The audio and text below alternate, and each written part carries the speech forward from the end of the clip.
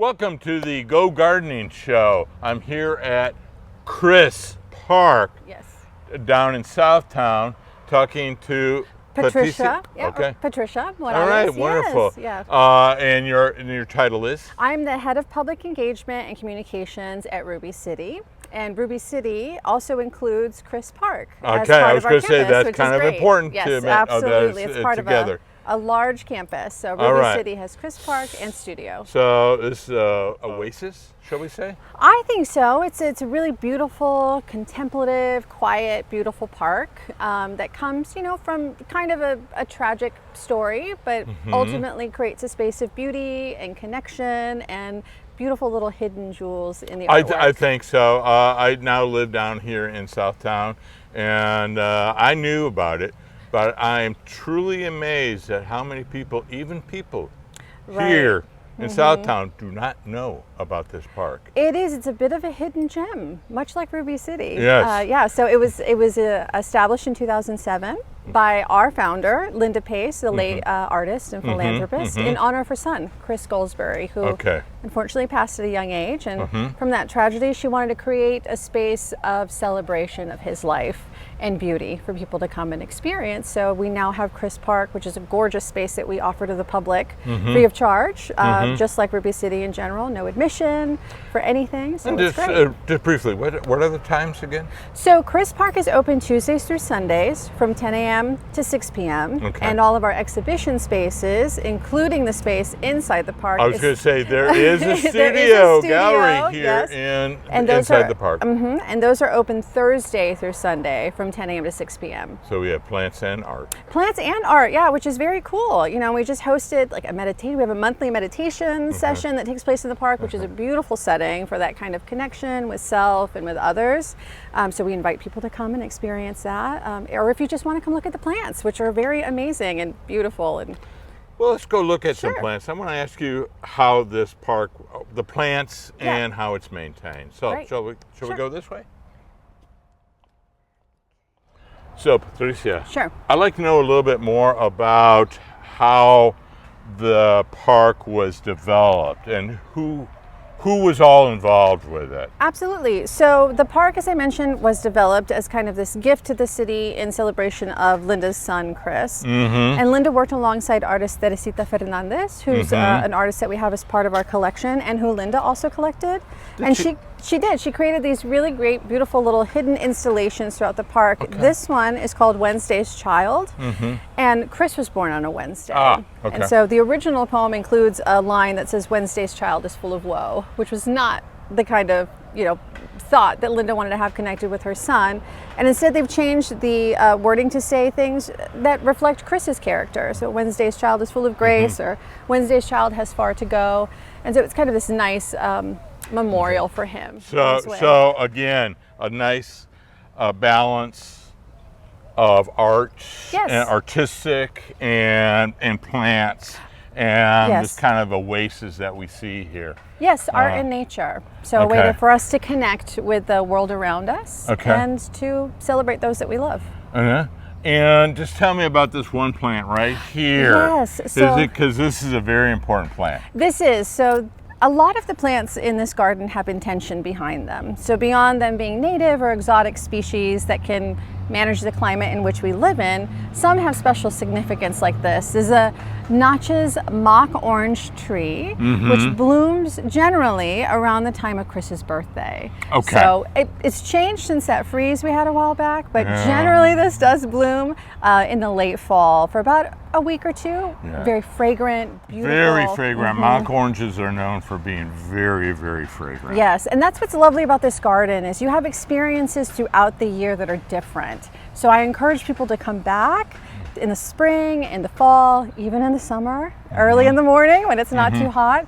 But things change periodically here based on need or how they're thriving in the space. We're fortunate to have staff on hand who are master gardeners who deeply care about the environment and the plants that are here on site, in addition to the experience that our guests have. So they're very well versed in caring for these plants.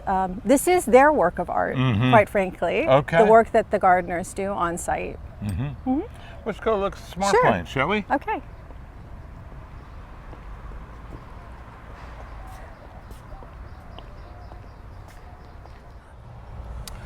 Well, we walked past through on some of these nice benches here. What is that? So these are also artworks by Teresita Fernandez, the artist that Linda worked with, and they're limestone benches that are found throughout the park for people to find a little space to rest on. But the beautiful kind of hidden note in these benches is that they're also inscribed with some lines from Chris's journal. So some will say what's written in there is from his journal himself, and I believe they're in his handwriting as well, which is also very touching. And so they range. There's some that say I kissed a puppy, or a puppy licked me, or I hugged my grandmother, and so they're very touching, sweet. Also memories of his. Oh yes, absolutely. Well, that's neat. Yeah. Tell me about some of the work. So Miss Hernandez did a lot of the work. Did she create this little knoll? So yes. Well, I don't know that Teresita was a part of this, but I know that this is a very important part of the park as well. It's also known as Tumble Hill. So it's kind of a representation of whimsy and joy, and we do have many children who tumble down this hill. Yes. No. Yes.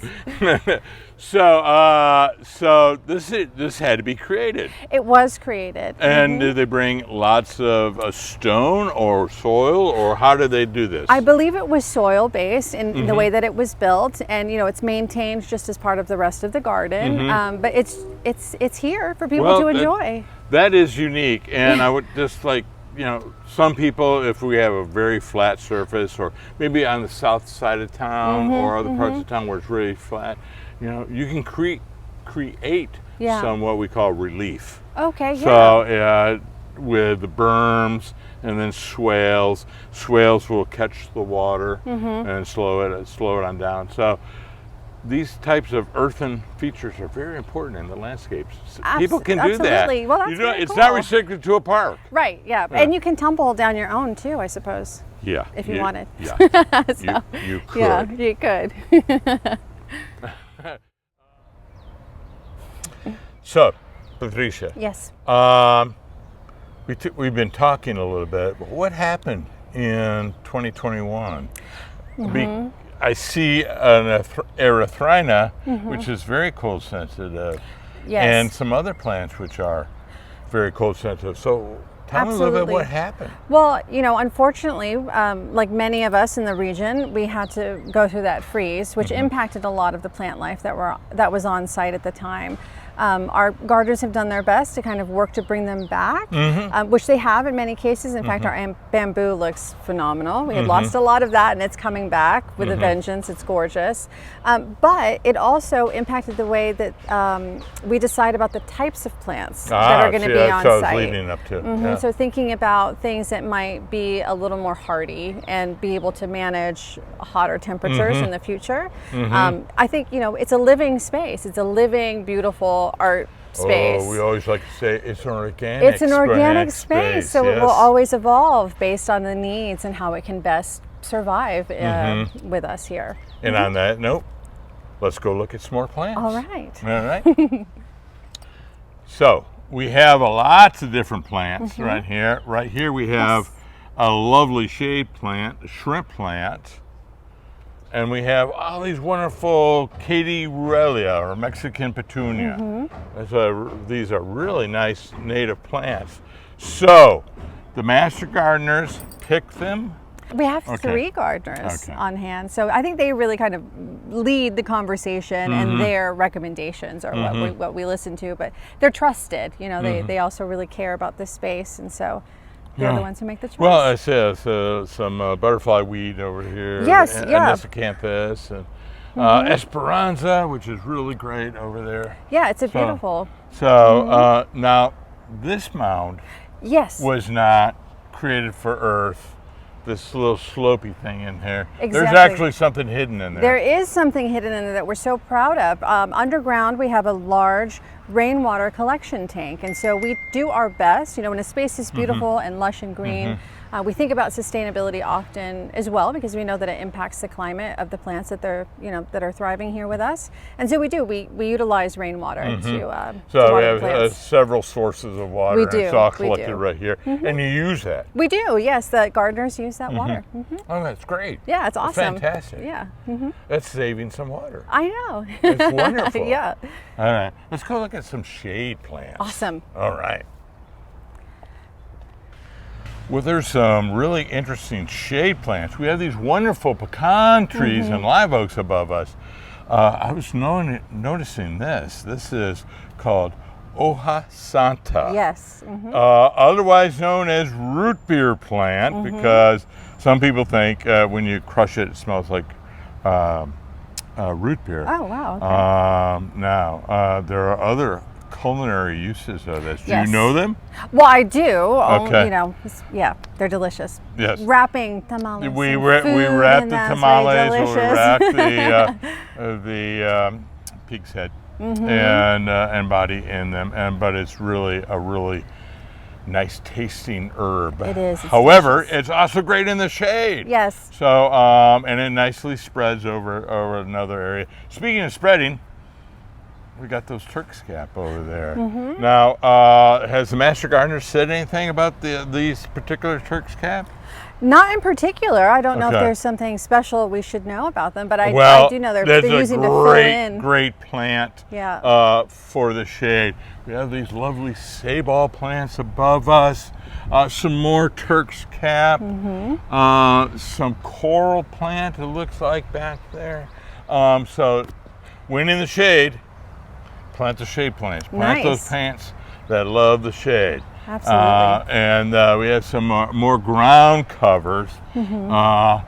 Interesting, we have this lovely yucca Yes. here in front here.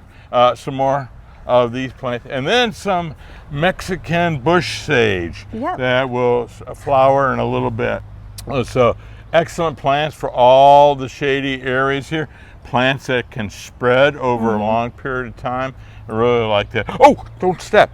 I know, yes. Don't step on that. Tell I me what won't. that is. So these are also kind of an artwork that we have here hidden in the park. Linda Pace used to draw her dreams, and Ruby City is drawn from a dream of hers. She had a dream once, and this is a work called Jewels in the Concrete. So, you know, She had a dream of this. It looks like She stars did. a little bit. I know they're doesn't it? beautiful. They're kind of Yeah. like jewels coming out of the ground. So that's what they And represent here for what us. are they? Just little prisms? They're little What, like- prisms, okay. little kind of plastic very things, beautiful. which, you know, we have to But replace they're every now and then. they're examples of what her dreams were. Absolutely, yeah. So she and Chris are embedded throughout this park, which is lovely.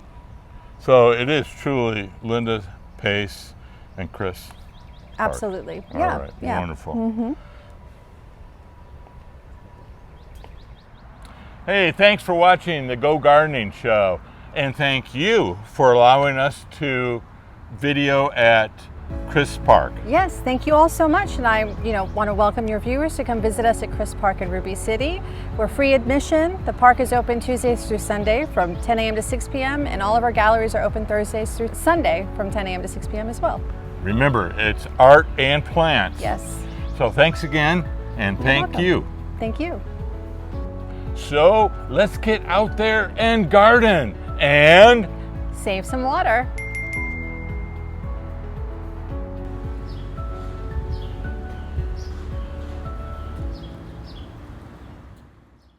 Ever wonder where all of the water we use to drink, bathe, cook, garden, and put out fires comes from? Ever wonder how our water supply is safeguarded to ensure it's there for generations to come? The answers to all your questions will be waiting for you at the Edwards Aquifer Authority Education Outreach Center. Book your free visit today at eaaeoc.org.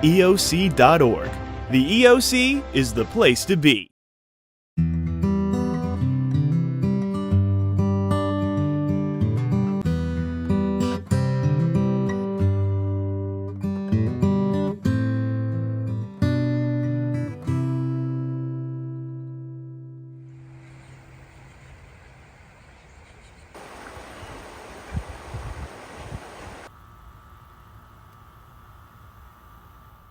Well, Lee, I'm ready for an adventure this morning. Awesome. So where are you going to take me to? We are on our way to the North American Friendship Garden, which is a really special garden here at Confluence Park. Oh, so we're here at Confluence Park. Yes. Okay, and we're going to go somewhere special. Very special. All right. Wait. Welcome to the Go Gardening Show. We're here at Confluence Park, but we're going to go to a special portion of the Confluence Park with my friend Lee, and she's with the San Antonio River Authority. Say hi, Lee. Hi.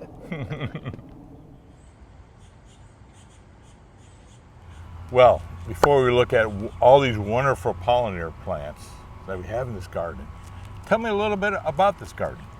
So this garden came about when the San Antonio River Authority, San Antonio River Foundation, City of San Antonio, and the Consulate Generals of Canada and Mexico were talking about ways that we could demonstrate our friendship and our connections. And the idea of a pollinator garden came up, and everybody got really excited about it. And we happened to have a place here next to Confluence Park that was disturbed because of construction activities that needed to be replanted. And we let everybody know about it, and everybody thought it was the perfect location, and that's what we see now. So the work was done by whom? For the garden, Yeah. the partners that I just mentioned were the River Authority, the River Foundation, the City of San Antonio, and the Consulate Generals for Mexico and Canada in San Antonio. So they all had a little part in it. Yes, everybody participated. But who chose the plant palette? I was lucky enough to be able to develop the plant palette, and working with a landscape architect who did the design. So that's really good. So, but it was primarily focused on the pollinators. Yes, so originally it came about because of the whole connection with the monarch migration and the city of San Antonio being the first monarch champion city in the world. And then we realized, because of our studies of the birds here on the river, that there are a lot of connections with migratory birds as well. And so what I did when I was looking at the plant palette and developing it was I looked at what plants were not already in the park that supported birds in particular, because all of the plants that support birds tend to also support pollinators. And so we picked a few that weren't already in the park, and we can highlight some of those today. Well, speaking of that, let's go look at Let's some do it. plants and talk about them a little Okay. bit. Let's go.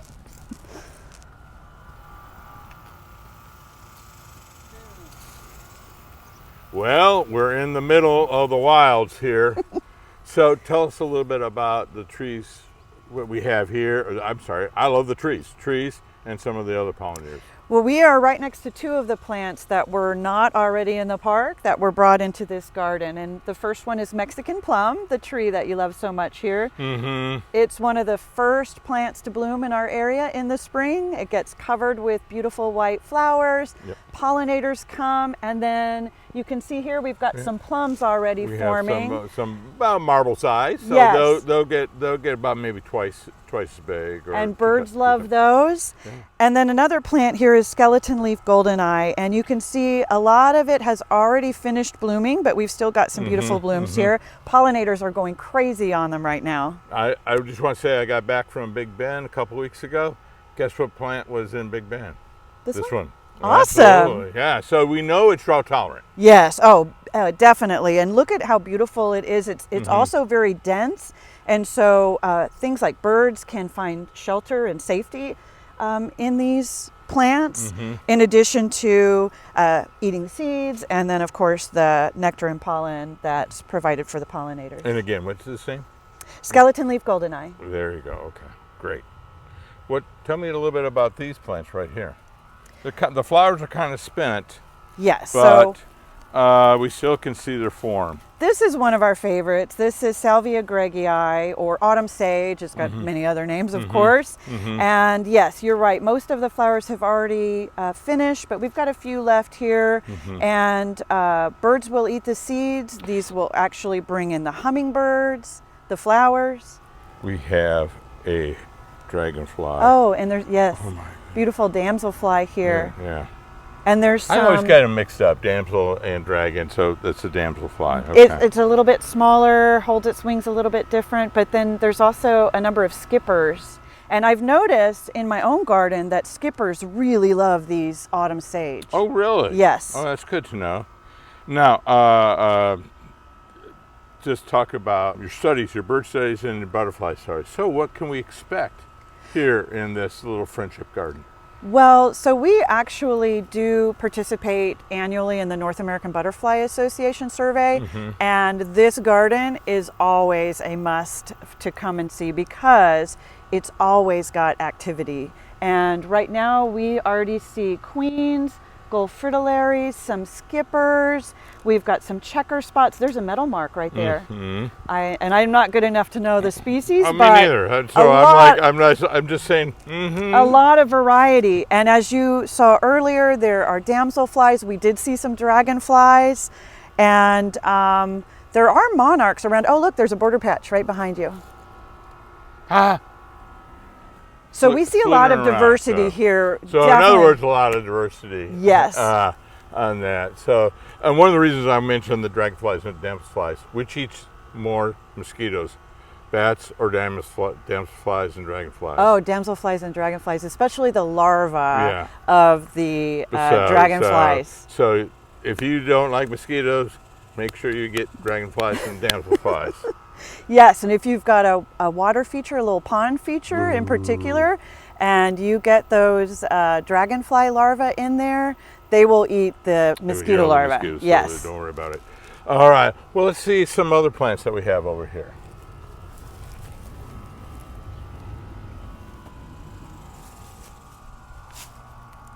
What are we going to talk about, Lee? You are standing in it, Mark. Oh my!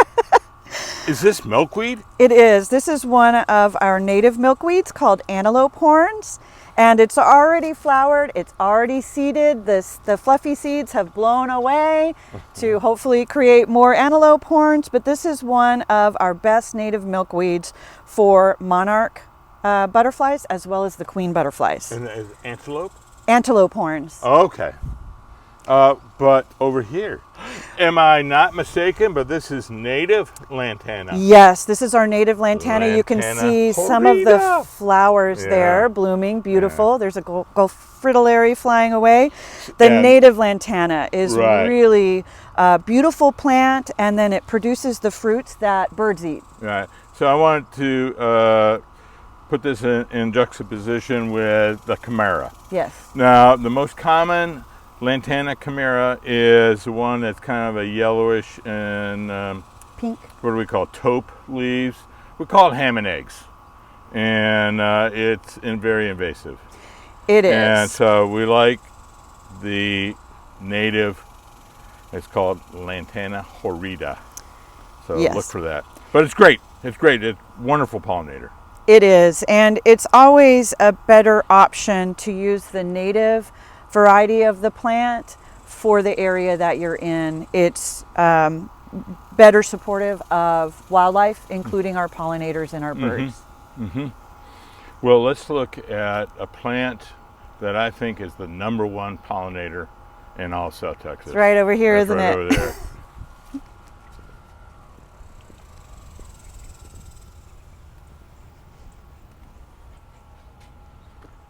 Greg's blue mistflower. Yes. And you can see why it is a really amazing pollinator plant because of all of these queen butterflies that are using it. And in fact, the male queen butterflies need a certain chemical that they get out of this plant for part of their life cycle. Really? Yes. So they have to have a blue mistflower. Yes. Now, just the blue, or can they? There's a southern Rio Grande Valley version too. I'm not positive. I know that it is part of this Greg's mistflower, and you'll see them very often in the fall after these have finished flowering, and you'll see clusters of males still on these seed heads, and they are getting that chemical. As I understand it, it's part of the pheromones that they produce, and so there's a really interesting connection between the queens and this plant. Well, I didn't know that. That's something new. So makes me want to get a blue mist flower right away. And we have a hidden plant Oh, there right this next is a to little you. hidden jewel. Yes. I love this one for restoration projects a lot. Yes. This is Engelmann's daisy or cutleaf daisy. You can see a lot of it has already flowered. Look at that checker spot there.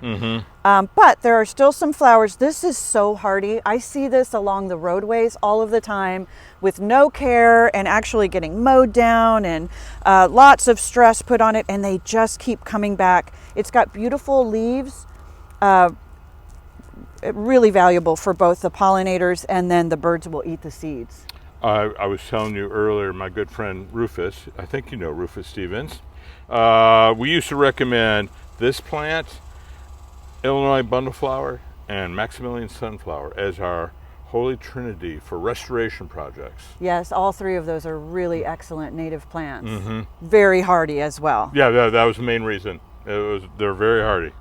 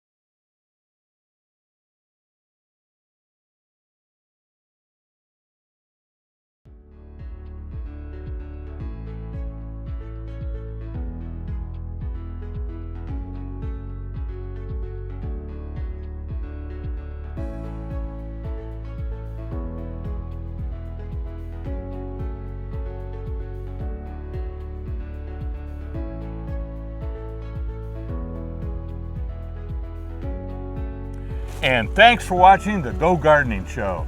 Let's get out there and garden and save some water.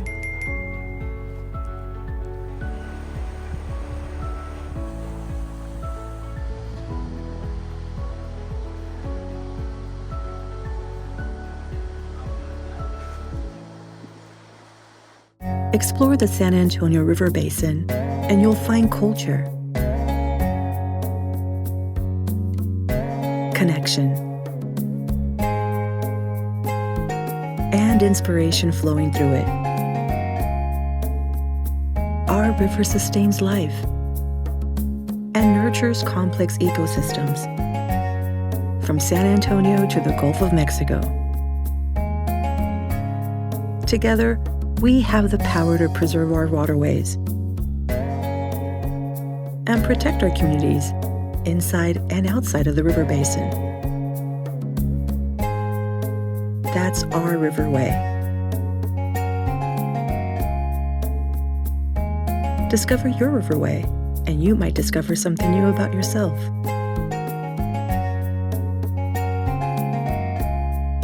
Learn more at sariverauthority.org. So, how does enjoying the many beautiful parks and natural areas located in the Trinity Glen Rose Groundwater Conservation District help protect the clean water stored in the Trinity Aquifer?